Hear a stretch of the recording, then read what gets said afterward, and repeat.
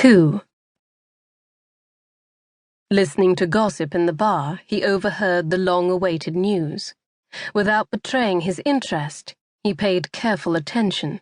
A conversation on the patio later confirmed his suspicion. It was as well to make sure. He doubted he would recognize the Englishman after so many years. The Dark Angel would know if he was the one. She had been waiting for his return for a long time. Without warning, the patio was crowded with people, chattering and laughing. He slipped into the bushes, irritated by the noise. Ignoring the path, he wound his way through dense shrubbery until he was completely hidden from view. Making his way back through the gardens, he followed the path down the side of the hotel to his van and set off. Along the coastal road, he stopped. Clambering down from the driving seat, he leaned back against the side of his van, heedless of the small flowers crushed beneath his feet. Moonlight shimmered on the ocean a few yards away, beyond a stretch of golden sand. He closed his eyes, seeing another scene in his mind, another beauty. A few holiday-makers were walking along in the shallows, parallel to the shore. He barely heard their brief bursts of laughter.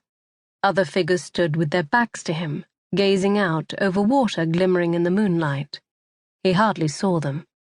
Two scrawny, brown-skinned children haired past, giggling as they chased one another. Their game came to an abrupt end when they spotted a ghost crab. They crept forwards, circling around it. The crab vanished into the sand, and they ran off shrieking.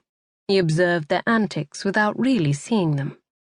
He had no recollection of his own childhood games. He remembered only the life he had forged for himself.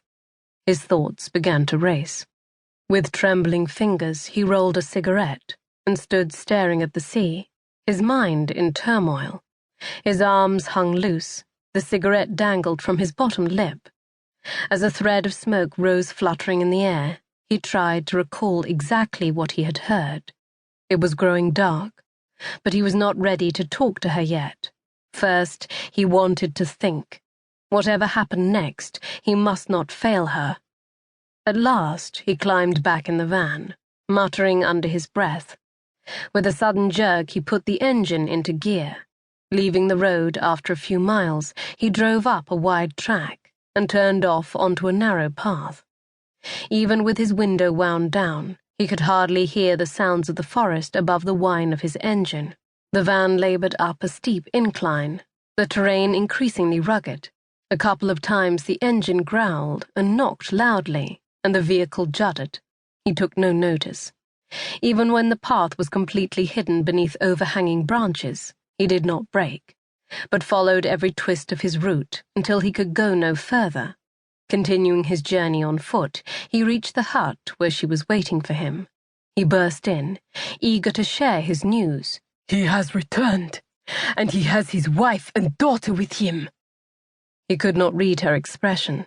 She had waited so patiently for this moment. Closing the door, he crossed the room and took her in his arms, gently stroking the top of her head as it rested against his shoulder. After a moment, she pulled away from him with a crafty smile. "You want to know what I'm going to do?" He waited for her to speak again. "I'm not going to tell you," she said. "Not yet." Her grin broadened, stretching her pale face. He lowered his head in silent homage.